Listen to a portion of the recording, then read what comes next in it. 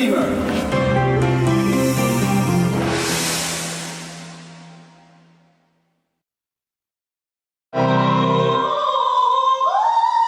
A soprano opera singer who has graced stages across the globe.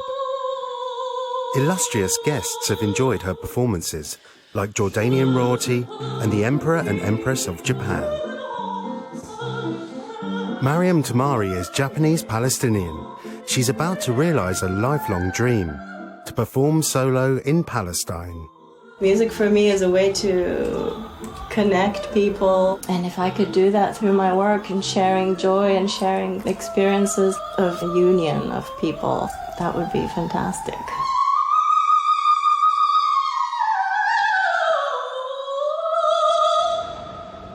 Paris, France.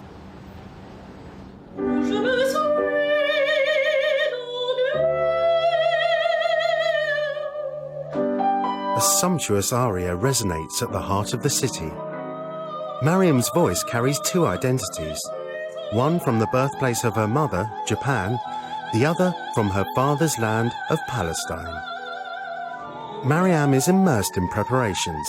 It's just 1 week until a solo recital in a very special place for her. She'll be performing solo for the first time in Palestine, in the city of Ramallah.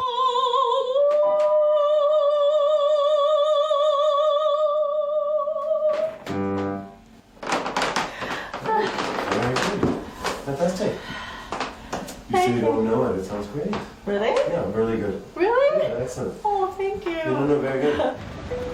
Mariam was born and lived most of her life in Tokyo, but 5 years ago, she joined many other young, upcoming artists in Paris. Bonjour.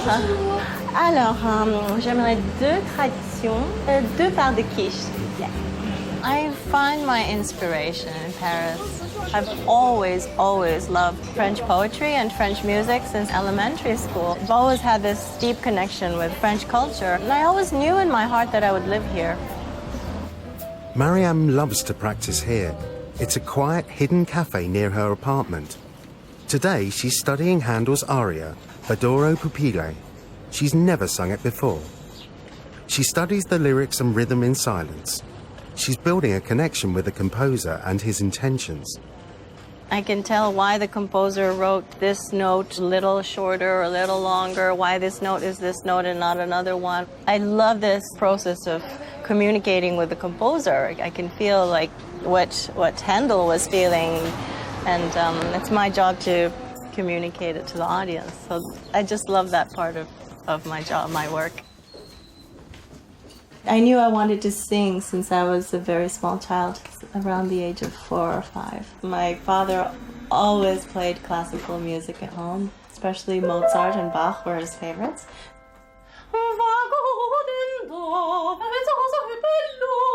My favorite were these jam sessions that we used to have with our family. We'd grab any instrument we could find, piano, just empty pots and flute. I think my dad played the shakuhachi and my mom played the ukulele or something like that. And we used to just go crazy singing and composing songs, and that was lots of fun. Mariam's parents, Vladimir and Kyoko, met in the US on a Quaker Peace Studies program. They married in the Middle East, then moved to Japan where Mariam and her sister were born. Most people didn't really know where Palestine was, and if they had heard, they would they associated it with sort of guerrilla violence, things like that. My father would be told, "Oh, you're Palestinian, but you don't look violent." So obviously, but they didn't know any better. Mariam recently visited a refugee camp in East Jerusalem. There are just a few of the world's estimated 5 million Palestinian refugees. She shared her passion with children learning music. After Mariam's performance, a little girl ran to fetch something from home. And she gave me this little Palestinian flag, a little bit broken. Yeah, these are my treasures. And she said, "Thank you so much for coming and it's just, there's no words. We have so much and she has nothing. It's just humbling. Palestinians love life. And if there's one thing that I just really want the world to know, is to see the overflowing love and warmth and generosity. I'm very proud and honored to have that in my blood. The harsh reality of everyday life in Palestine. A wall of over 400 kilometers divides the West Bank from Israel. What Israel calls the separation barrier has been found illegal by the International Court of Justice and slammed by the UN. It deprives the Palestinians of freedom of movement. Violence, occupation and the stalled peace process with Israel have taken a heavy toll on the Palestinian economy. This is one of the poorest areas of the West Bank, where many refugees live. Mariam recently returned to the place where her heart always longs to be, Ramallah, where some of her family live. Today, her uncle Salim wanted to take her somewhere special, on the other side of the Israeli wall. The old port town of Jaffa is where Mariam's family have their roots. That one there. Number 74. Number 74. This was their family house, taken by the Israelis after the 1948 war. This is the first time Mariam has seen the house, lived in by her family for more than 3 generations. The Israeli neighbors are curious. Yeah. Beautiful Yeah, thank you. Originally from here. They lived in this house and now they live in Ramallah. What is it now? Therapy of addiction. Okay. The house is now a rehabilitation clinic. This is my family house, and now, Hebrew sign, it's become part of Israeli property.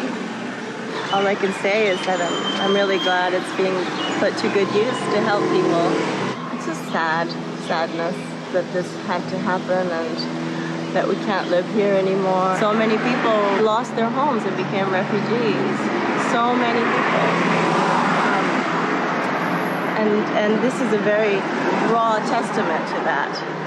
So it is quite emotional and it is quite sad, I find. Mariam's destiny as a singer was sealed on her first visit to Palestine, aged 3. Entering the West Bank from Jordan, Israeli soldiers arrested her father, Vladimir. It was a case of mistaken identity. I still remember seeing my father sitting across from me. He was blindfolded and handcuffed with 2 soldiers on either side with guns pointed at his head. And they said, if you talk to him or say anything, then we will shoot. My mother did an amazing job of comforting my sister and I. And she kept telling us that Daddy's just taking a nap, so don't talk to him, it's going to be okay. And she sang us some lullabies. And I remember that. And we were very soothed, and I had no doubt that everything was indeed going to be okay. That one, yeah.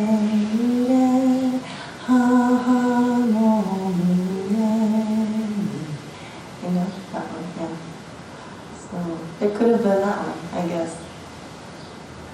An Israeli soldier brought her father back 2 days later. The soldier was surprised when little Mariam started happily chatting to him. He asked her father why he hadn't taught his daughters to fear the bad guys. And my father said, no, I'll never tell them that because I will never teach my daughters to hate. I will never teach them about enemies. I only teach them love. I think it's the situation that's unfortunate, and I wouldn't like to have been the soldier, I don't think he enjoyed his job. I don't feel anger or certainly not hatred. I try my best to understand where they're coming from and the fear that they fear and that they feel. I think a sense of understanding and compassion is important. Her father's philosophy of peace and love became the basis of Mariam's beliefs. Mariam's favourite place in Palestine, an olive grove. Olive trees live for thousands of years, and they've seen so much. They symbolize peace in a land where we long for peace.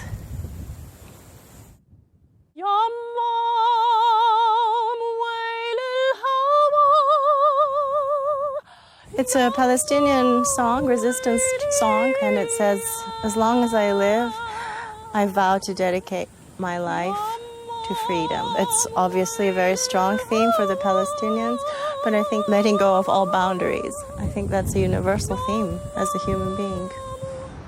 Finally, the day of the concert arrives, and Mariam heads off to the venue just an hour before the show. Every day I ask myself this question, every single day, what can be done? What can be done? What is the solution? For me, I focus on what I can do today, and the important thing for me is not to let my spirit be destroyed. I have a responsibility to keep my own spirits up. Mariam brings with her to the dressing room an emotional reminder. お花はおばあちゃまが育てたジャスミン。きっと今日は来てくださっているでしょう。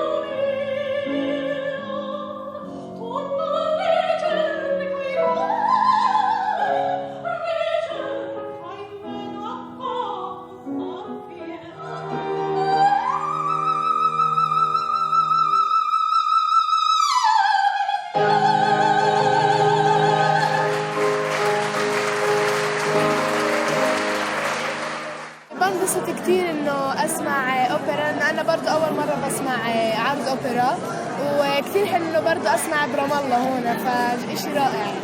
You know, people here get used that they are not allowed to be happy. They are not allowed just to live in a normal way. It's really good just to feel that you can live and you can be exposed to the world.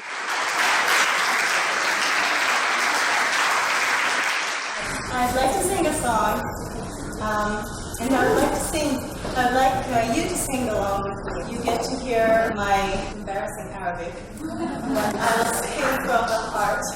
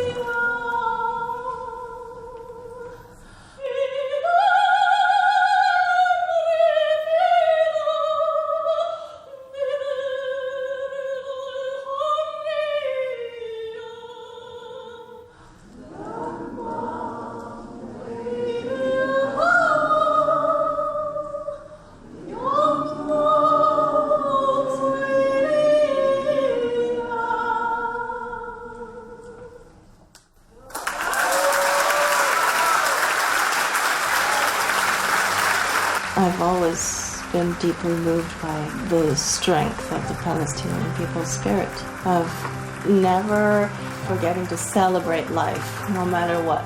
My dream for myself is the same dream that I have for the world, for Palestine, for Japan. It's to be pure joy and light and the fullest selves that we can be, so that we can all live together sharing that in a huge celebration.